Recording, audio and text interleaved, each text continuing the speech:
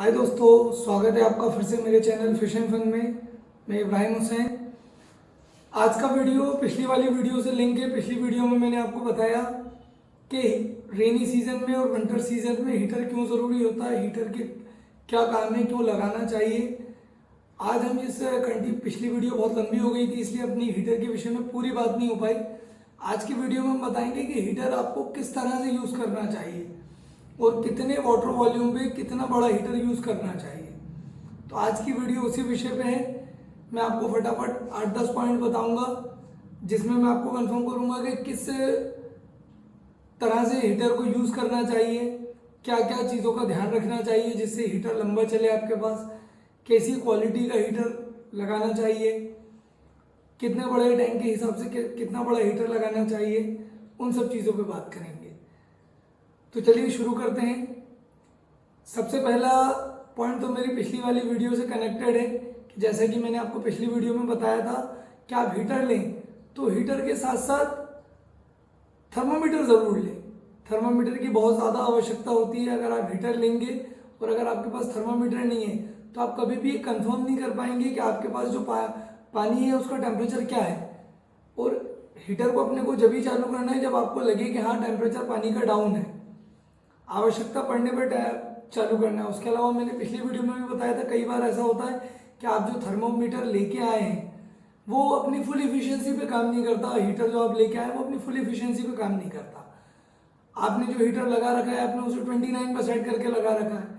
Maximum Chinese heater आते हैं, उनका क्वालिटी उतना ट्रस्टेड नहीं होता। अगर कोई अच्छा ब्रांड आप यूज़ कर रहे हैं तो मैं नहीं कहूँगा, लेकिन अगर आप नॉर्मल चाइनीज हीटर यूज़ कर रहे हैं तो कई बार ऐसा होता है कि आपने 29 डिग्री पे सेट किया है और वो 30 डिग्री टेम्परेचर बता रहा है, 28 डिग्री टेम्परेचर बता रहा है, थर्मोमीटर 27 डिग्री टेम्परेचर बता रहा है। तो उसके लिए सबसे पहला पॉइंट तो ये कि जब भी आप हीटर लेके आए तो हीटर से भी पहले थर्मामीटर लेके आए, उसे कंटिन्यू आप वाटर पैरामीटर चेक करें, टैंक का थर्मामीटर टैंक का टेम्परेचर चेक करें कि क्या टेम्परेचर है। दूसरा पॉइंट, टैंक का साइज। आप जितना भी बड़ा एक्वेरियम में है आपका उसके हिसाब से हीटर लगता है। अभी मैं इस वीडियो के साथ आपको एक टैंक चार्ट भी दूंगा, वीडियो के अंदर ही आपको दिख जाएगा कि कितने बड़े एक्वेरियम के लिए, कितने बड़े वाटर वॉल्यूम के टैंक के लिए कितना बड़ा हीटर लगना चाहिए। एक और बड़ा कॉमन सा सवाल होता है, लोग बोलते हैं कि बड़े एक्वेरियम में कितना बड़ा हीटर लगाएं। जैसे 3 फीट का, 4 फीट का, 5 फीट का, 6 फीट का एक्वेरियम है, आपने एक कॉर्नर पे हीटर लगा दिया है, दूसरे कॉर्नर तक का पानी गर्म नहीं हो रहा है, तो उसमें कई लोग कंफर्म करते हैं हमसे कि आप कितना बड़ा हीटर लगाएं, सबसे बड़े वॉटेज का लगाएं। लोग 300 वॉट भी लगाते हैं, 6 फुट 5 फुट के टैंक में सफिशिएंट है 300 वॉट। लेकिन मेरी रिकमेंडेशन ये रहती है कि अगर आपका टैंक बड़ा है तो आप 300 वॉट का एक हीटर लगाने के बजाय आप 100 वॉट के 2 हीटर लगाएं।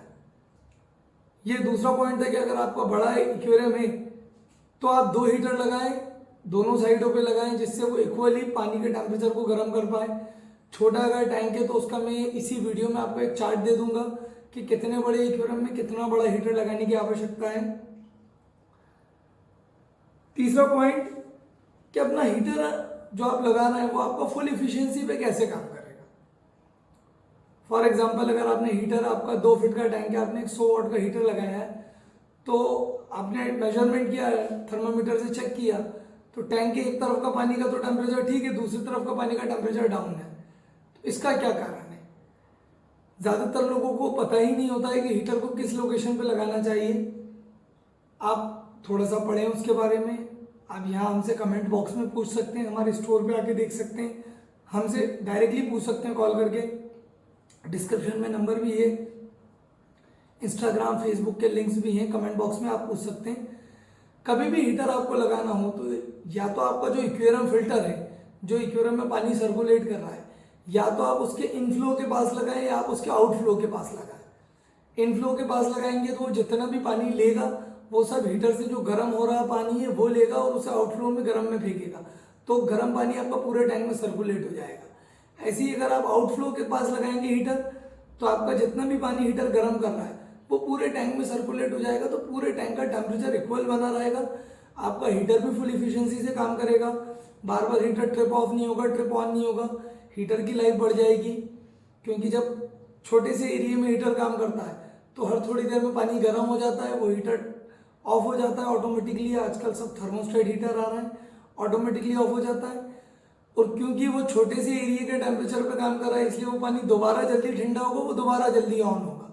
तो बार बार on off, cut off, cut on, cut off, cut on होता है। तो इसका थर्मोस्टेट की भी लाइफ कम हो जाती है, हीटर की इफिशियंसी कम हो जाती है, कम चलता है, सर्विस कम देता है आपको। एक बार और वही बात कहूँगा कि हीटर की क्वालिटी में कॉम्प्रोमाइज़ ना करें। कोशिश करें कि हीटर और थर्मोमीटर अच्छी क्वालिटी का लाएं, जिससे वो आपके पास लंबे समय तक चले और जो टेम्परेचर आपने उस पर सेट किया है एक्यूरेट वो टेम्परेचर वो आपको बताए। चौथा पॉइंट हमारा है कि कई लोगों के ये डाउट रहते हैं कि सर्दियों में हीटर रात में लगाना चाहिए, दिन में लगाना चाहिए। ये पहले समय होता था, आज से 15, 20, 25 साल पहले, जब थर्मोस्टेट हीटर का चलन नहीं था, जब नॉर्मल रेगुलर हीटर आते थे वो सिर्फ पानी गर्म ही करते थे। उस टाइम काफ़ी ध्यान रखना पड़ता था कि अगर पानी का टेम्परेचर रात में ज़्यादा ठंडा हो रहा है तो आप रात भर लगा के छोड़ दें, दिन में ठंडा नहीं हो रहा तो कुछ समय लगाएं, उसके बाद छोड़ दें। लेकिन आप मैक्सिमम हीटर थर्मोस्टेट आने लगे तो ये सब चिंता करने की कोई ज़रूरत ही नहीं है। आपने थर्मोस्टेट पे टेम्परेचर सेट किया, हीटर आपका ऑटोमेटिक ही उतने टेम्परेचर पे आके ऑटोमेटिक कट ऑफ हो जाएगा, उससे बिलो जाएगा, ऑटोमेटिक कट ऑन हो जाएगा। तो इसमें दिन और रात का कोई सिस्टम नहीं है, आप उसे पूरे 24 घंटे लगा के रखें, ऑटोमेटिक ऑन होगा, ऑटोमेटिक ऑफ होगा। छठवां पॉइंट हमारा, हीटर को किस तरह से लगाएं। अब ये पूरे मैं पॉइंट लिख के लाया हूँ आपके सामने, एक एक करके वही पढ़ के आपको बता रहा हूँ कि क्या क्या प्रॉब्लम आ सकती है अगर आप वेदर चेंज होने पे अगर आप हीटर लगा रहे हैं तो क्या क्या दिक्कतें आ सकती हैं और उसका क्या सॉल्यूशन है। अब अगर जैसे आपने हीटर परचेज कर लिया, हीटर आपने ले लिया है, तो सबसे पहले तो इस बात का ध्यान रखें, आप जस्ट मेरे पीछे देख रहे हैं कि मीटर लगा है और ऑन कंडीशन में इंडिकेटर चल रहा है उसका। क्लोज में आप देख सकते हैं कि हीटर लगा है, इसका इंडिकेटर चल रहा है। हीटर इस तरह से ही लगा होना चाहिए, पूरा पानी में सबमर्ज। आप कभी भी हीटर लेके आएंगे तो हीटर के बॉक्स पे इंस्ट्रक्शन भी लिखे रहते हैं कि आपको किस तरह से लगाना है। पूरा पानी में सबमर्ज करके लगाएं, कम से कम 2 इंच 3 इंच तक का तो कॉर्ड भी डूब जाए इतना लगाएं, जैसे हमने लगाया है हीटर के आउटफ्लो के पास, पूरा पानी में डूबा हुआ लगाया है। इस चीज़ का ध्यान रखें। दूसरा, जिस रीजन में हम लोग हैं, हम जैसे मैं भोपाल से बात कर रहा हूँ तो यहाँ पे बहुत प्रॉब्लम है हार्ड वाटर की, उस चीज़ का ध्यान रखें। फिल्टर हीटर का जैसे फिल्टर का मेंटेनेंस होता है, आप 3 दिन में एक बार साफ करते हैं फिल्टर को, मैंने अपने फिल्टर की वीडियो में बताया। ऐसे हीटर को भी हफ्ते में एक बार साफ करें।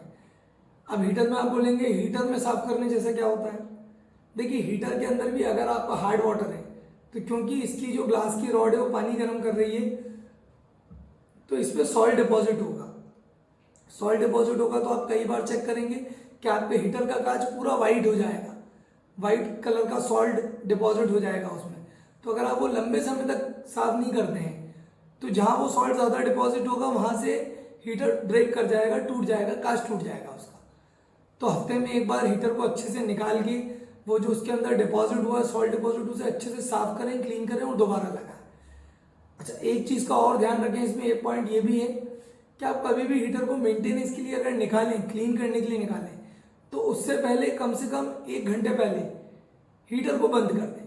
अगर आप चलता हुआ हीटर निकालेंगे तो जो पानी के अंदर का टेम्परेचर है और बाहर का जो एनवायरमेंटल टेम्परेचर है उससे उसकी ग्लास की रॉड का टेम्परेचर मैच नहीं होगा, वो ग्लास की रॉड इमीडिएट फूट जाएगी, कांच की रॉड फूट जाएगी। फॉर एग्जांपल, जैसे पुराने फिलामेंट बल्ब होते हैं, पुराना फिलामेंट बल्ब जल रहा है, उसमें अगर अचानक से आप पानी का छींटा मारेंगे तो फट जाएगा। उसका कारण ये है कि वो ऑलरेडी काफ़ी गर्म है और उसमें आपने हल्का सा पानी लगा दिया। ऐसे ये हीटर ऑलरेडी काफ़ी गर्म है और ठंडे पानी के अंदर है, इमीडिएट अगर आपने निकाला तो इसका कांच टूट जाएगा। इसलिए मेंटेनेंस के लिए कभी भी हीटर निकालें तो पहले आधा 1 घंटा पहले बंद करें उसे, उसके बाद हीटर को बाहर निकालें। उसके बाद आता है हमारा 8वां और 9वां पॉइंट। कई लोगों के ये सवाल रहते हैं कि हीटर की जो रॉड रहती है, जहाँ पे कॉइल रहती है हीटर की, उसके और थर्मोस्टेट के बीच से हीटर ब्लैक पड़ रहा है या हीटर ब्राउन हो रहा है या हीटर रेड हो रहा है, तो उसके लिए चिंता करने की ज़रूरत नहीं है, वो नॉर्मल है, वो कॉमन प्रोसेस है। हीटर की जब जो एलिमेंट है वो ज़्यादा गर्म होती है, नॉर्मल अपने घर के पानी वाले हीटरों की भी जब जहाँ से ज़्यादा गर्म होती है वहाँ से लाल पड़ जाती है, काली हो जाती है, ब्राउन होने लगती है, तो वो एक नॉर्मल है, उसकी चिंता करने की कोई ज़रूरत नहीं है, वो होती है और वो सभी में लाल होती है। जब हीटर अपनी फुल इफिशिएंसी पे काम करता है तो आप देखेंगे अगर टैंक बड़ा है और हीटर छोटा है और अगर आपने 30 या 32 पे सेट करा है तो हीटर के अंदर की जो एलिमेंट है वो आपको पूरी लाल होती हुई दिखेगी। वो प्रोसेस का एक हिस्सा है, वो बिल्कुल नॉर्मल है। उसके बाद जैसा कि मैंने आपको बताया अगर टैंक बड़ा है तो टैंक बड़े में भी यही चीज़ करें आप। 2 हीटर आपने लगाए, दोनों या तो हीटर आप फिल्टर के इनफ्लो के पास रखें या फिल्टर के आउटफ्लो के पास रखें, जिससे वो अपने फुल इफिशिएंसी में काम कर रहे हो, पानी को सर्कुलेट करके पूरे पानी को गर्म रखें। आज का ये मेरा वीडियो हीटर पे था। आप वीडियो देख के बताएं कितना इन्फॉर्मेटिव रहा, आपको कुछ इसमें पसंद आया हो तो लाइक करें, शेयर करें, मेरे चैनल को सब्सक्राइब करें, बेल आइकन दबाना ना भूलें। किसी तरह के कोई सवाल हो तो कमेंट बॉक्स में लिखें। आपके कमेंट पढ़ के मुझे बड़ा अच्छा लगता है कि लोगों को इन्फॉर्मेटिव टेक्स्ट में पहुंचा रहा हूँ, इन्फॉर्मेटिव नॉलेज मेरे ज़रिए पहुंच रही है। अगर इसमें किसी तरह की कोई कमी हो तो वो बताएं, क्या कमी है, क्या पॉइंट में भूल गया हूँ, कुछ चूक गया हूँ तो वो बताएं। और नेक्स्ट वीडियो आप किस पॉइंट पे देखना चाहते हैं वो भी बताएं। कई सारे लोगों के अलग अलग कमेंट्स आ रहे हैं। कोशिश करूँगा समय समय पे मैं नई वीडियोस कंटिन्यू बनाता रहूँ, जिससे आपको एक्वेरियम हॉबी किससे रिलेटेड जो भी आपको ज़रूरी जानकारी है वो मैं देता रहूँ। अभी के लिए धन्यवाद। आपका दिन शुभ रहे हमेशा की तरह। नमस्ते, सत श्री अकाल, अस्सलाम वालेकुम, शब्बा खैर।